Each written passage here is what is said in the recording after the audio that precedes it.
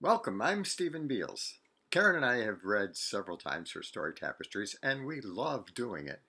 But today, we'd like to introduce another storyteller to the Story Tapestries community. Reverend Barbara Hesse is the pastor of the Second Congregational Church here in Westfield, Massachusetts, and she loves reading children's books as part of her children's message. Here she is reading The Table Where Rich People Sit by Byrd, Baylor. We hope this book enriches you as well.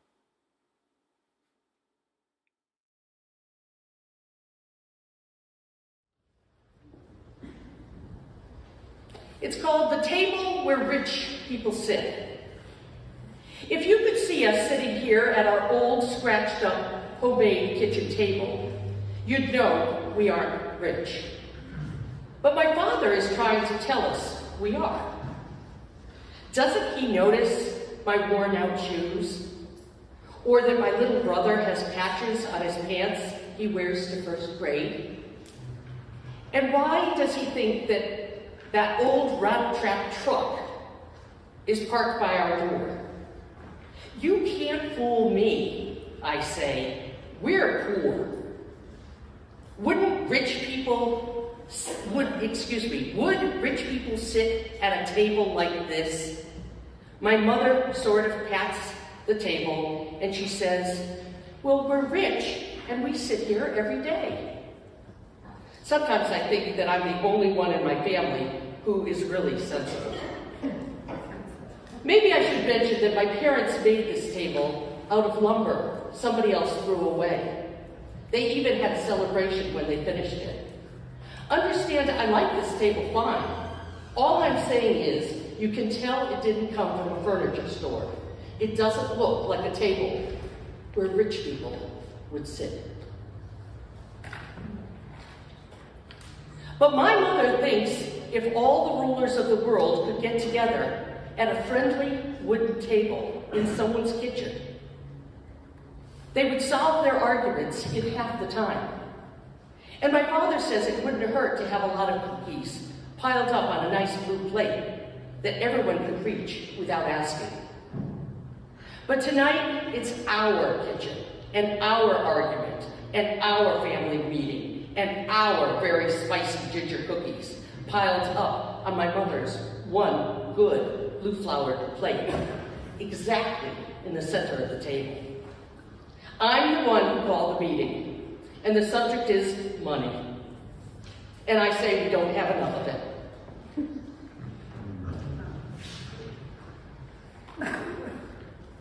I tell my parents they should both get better jobs so they can buy a lot of nice new things. I tell them I look worse than anyone in school. I hate to bring this up, I say, but it would help if you both had a little more ambition. They look surprised. You can see they never think about the things we need. Right here, I might as well admit that my parents have some strange ideas about work. They think the only jobs worth having are jobs outdoors. They want cliffs, or canyons, or desert or mountains around them, wherever they work.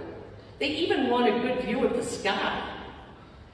They always work together, and their favorite thing is panning gold, piling us into that beat-up truck and heading for the rocky desert hills, or back in some narrow mountain gully where all the roads are just coyote trails. They love to walk the wide arroyos, the dry stream beds, where little flecks of gold are found.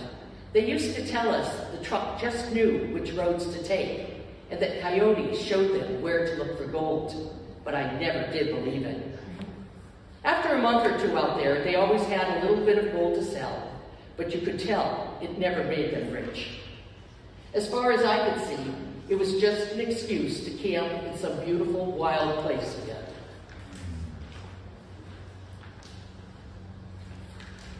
They don't mind planting fields of sweet corn or alfalfa. They like to pick chili and squash and tomatoes. They'll put up strong fences or train wild young horses. But they say they can't stand to be cooped up indoors. So now, of course, my dad is asking, how many people are as lucky as we are? But I've called this meeting and I say, I bet you could make more money working in a building somewhere in town. Remember our #1 rule, he says, we have to see the sky. You could look through the window, I say. But they won't even think about it. Do you see what I mean about being the sensible one? Your parents are. What? Your parents are sensible. Yeah, you see, you get it, you get it. Finally, my mother says, all right, mountain girl, we're going to explain how we figure our money. You can be the bookkeeper tonight. She hands us each a pencil and some yellow paper. She gives some to my little brother, too, though he'll just sit there pretending to write when we write, or he'll draw people dancing up in the sky. And by the way, my name's not really Mountain Girl. They call me that because I was born in a cabin on the side of a mountain where they were looking for gold when summertime in Arizona. They say it was the most magical place, the most beautiful mountain they ever climbed. Maybe it was, but you know how those two exaggerate. Anyway, they wanted my first sight to be that mountainside, so they held me up outdoors at sunrise when I was just about 8 minutes old. The truth is, I still like sunrises quite a lot.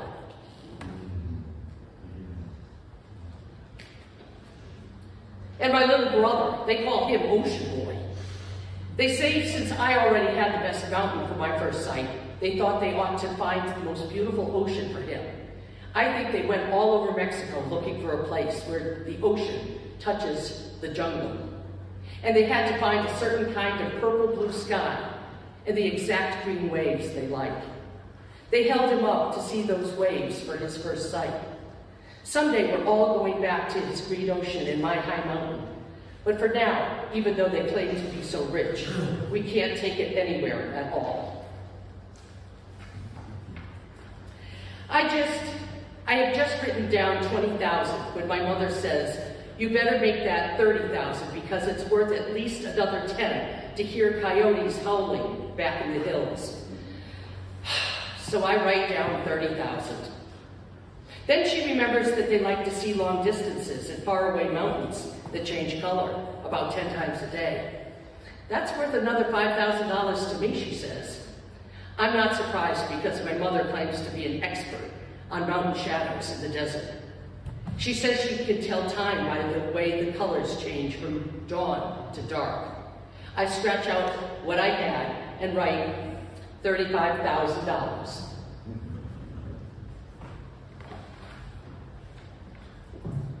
My father thinks of something else. When a cactus blooms, you should be there to watch it because it might be a color you won't see again any other day of your life.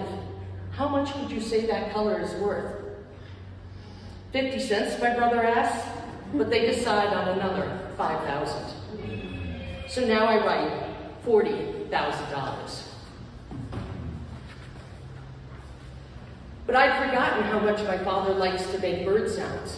He can copy any bird, but he's best at white-winged doves and ravens and red-tailed hawks and quail. He's good at eagles, too, and great horned owls. So, of course, he has to add another 10,000 for having both day birds and night birds around us. I cross out what I had and write $50,000. Now, my mother says, let's see what our mountain girl is worth to us.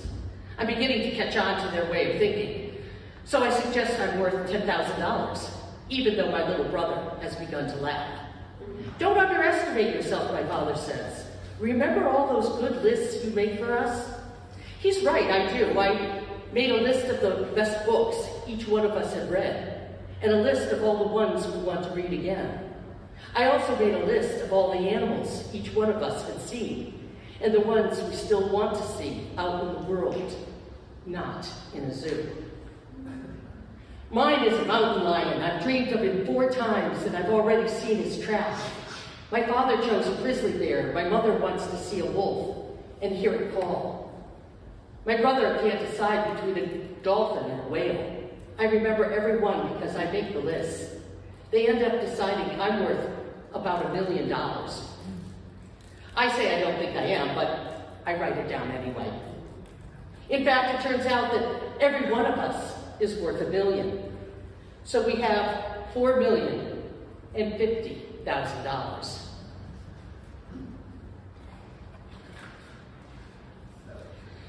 Then I realized I want to add $5,000 myself for the pleasure I have wandering in open country, alone, free as a lizard, not following trails, not having a pet plan, just turning whatever way the wind turns me.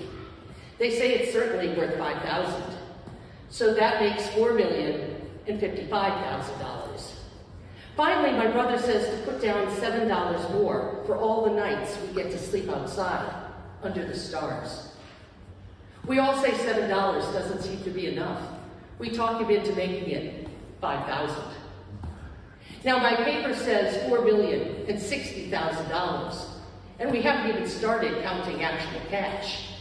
To tell the truth, the cash part doesn't even seem to matter anymore. I suggest it shouldn't even be on the list. Our list of our kind of riches. So the meeting is over.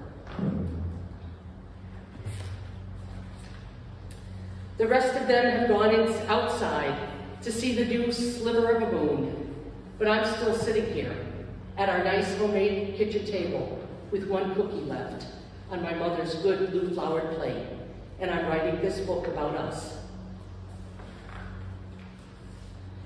I kind of pat the table, and I'm glad it's ours.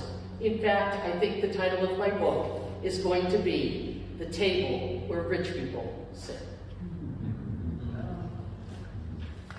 Let's be together. 3. Thank you for joining us. We hope that we will see you at one of our virtual classes or back again next Wednesday. All of these programs are free, but please consider making a donation if you're able. You can post in the comments or check out our website at storytapestries.org. Thanks for joining us.